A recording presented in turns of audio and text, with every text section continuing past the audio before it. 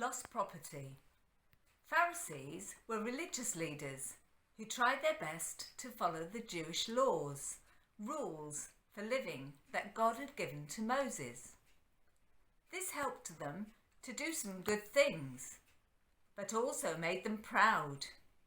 So they looked down on people who weren't trying as hard as they were.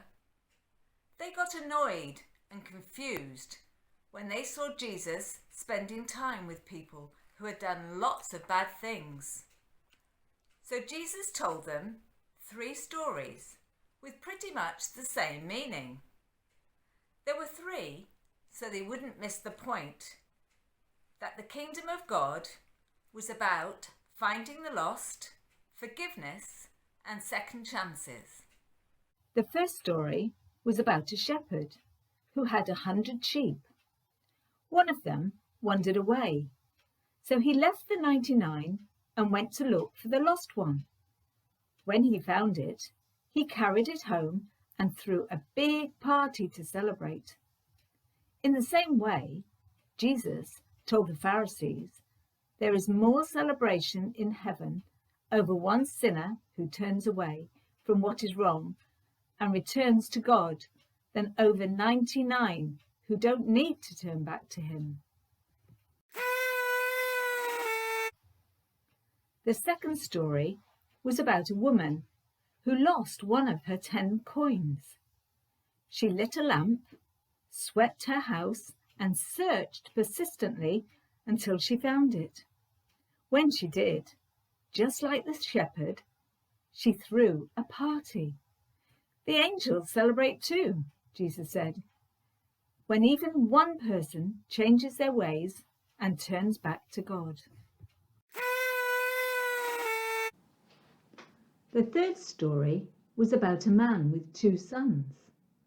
The younger son wanted desperately to leave home, so he asked his father for the money he would receive as an inheritance when the old man died.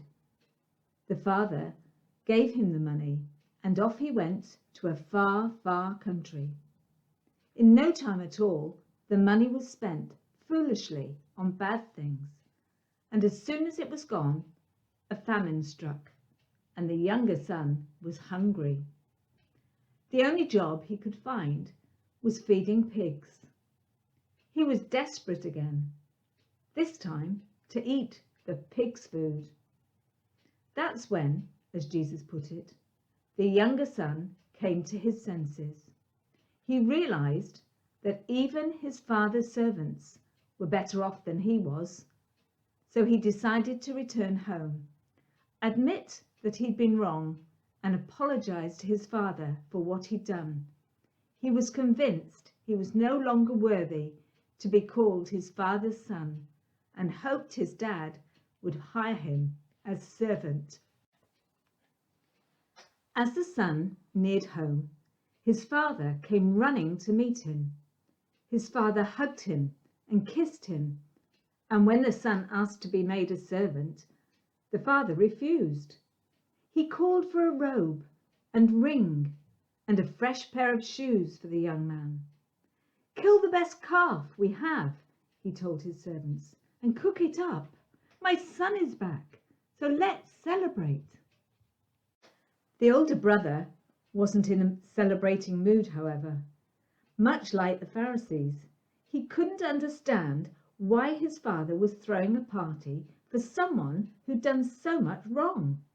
"He went away and wasted your money," the older son complained. "But I've been here faithfully serving you, and you've never thrown even one party for me." "Don't you see?" the father replied.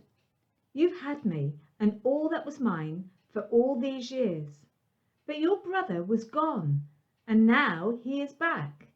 He was dead, and now he's alive. He was lost, and now he's found.